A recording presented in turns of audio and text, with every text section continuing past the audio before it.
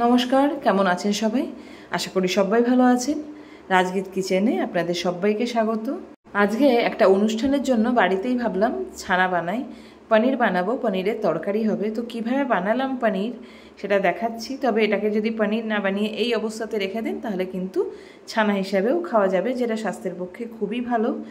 তো আজকে পনির বানানোর জন্য আমি কিন্তু 2 লিটার মতো বা 2 কেজি একদম সামনে দাঁড়িয়ে থাকা টাটকা দুধ নিয়ে এসেছি, যাতে এক ফোঁটাও জল মেশানো নেই। দুধ দুইয়ে নিয়ে আসার পর ওনার কাছ থেকে 2 কেজি মতো দুধ নিয়ে আসা হয়েছে। এবার এটাকে ভালো করে ছেঁকে নিয়েছি দুধটাকে। যেহেতু ওরা দুধটা কীভাবে নেয় জানি না, সেজন্য আমি একটু আনার পরে ছেঁকে নিই। আর এরপরে আমি 2 কেজি দুধে প্রথমে একটা লেবু দিয়েছিলাম। তো প্রথমে একটা লেবু দিয়ে এটা কাটার কোনো সিন দেখা গেল না, কারণ কি 2 কেজি দুধ কাটা এত পসিবল না। আর এটা চাইলে আপনি ভিনিগার বা একটা পাউডার পাওয়া যায়, সেটা দিয়েও কাটতে পারেন। তবে আমার ছানার গন্ধটা বেশ ভালো লাগে, সেই জন্য আমি লেবুর গন্ধটা লেবু দিয়েই কেটেছি।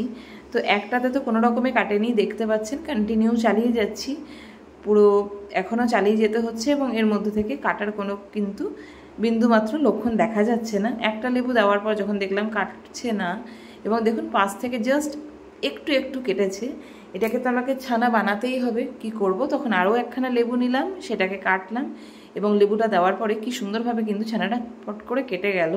এবং দেখুন জল আর ছানা দুটো পুরো আলাদা হয়ে গেছে। জলটা হালকা হালকা ইয়েলো গ্রিনিশ টাইপের কালার এবং ছানা পুরো আলাদা হয়ে গেছে, সেপারেট হয়ে গেছে। এবার দেখুন একদম ক্লিয়ার দেখা যাচ্ছে কিন্তু ছানাটা কিন্তু পুরো রেডি হয়ে গেছে। এবার আমি কি করব, এইটাকে হালকা ঠান্ডা হতে দিয়েছিলাম আর একটা সাদা কাপড় নিয়ে নিয়েছি একটা বাটির ওপরে, সেটাকে রেখে ওপর থেকে ধীরে ধীরে এই যে ছানার জলটা আর ছানাটা আছে এর মধ্যে ছেঁকে নেব। তাহলে আমি এই অবস্থায় যদি আপনি খান তাহলে এটা ছানা খাওয়া যাবে। আর এরপরে যে প্রসেসটা করব সেটাতে কিন্তু একেবারে দোকানের মতো দেখতে পনির হবে, তবে দোকানের থেকে 1000 গুণ ভালো খেতে হবে পনির। আমরা কখনো কিনে পনির খাই না, সবসময় বাড়িতে বানিয়ে পনির খাই। তো আশা করি দেখুন এখানে দেখে বুঝতে পারছেন এটা দারুণ ছানা হয়েছে। আর ঠিক দেখুন আমি এই কাপড়টা থেকে ধরছি যতটা, এতটুকু দুধ কমানো হয়নি বা বাড়ানো হয়নি, কোনো কিছু না। 2 কেজি দুধের মধ্যে কিন্তু এতটা মতো ছানা বেরিয়েছে।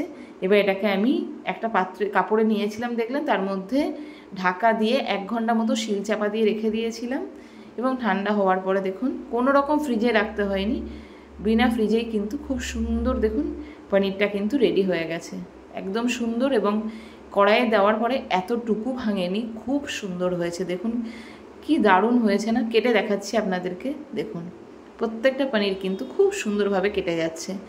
দোকানের পনির কাটতে গিয়ে আমাদের নাজেহাল অবস্থা হয়, যেমন শক্ত সেই রকমই খেতেও স্বাদ থাকে না।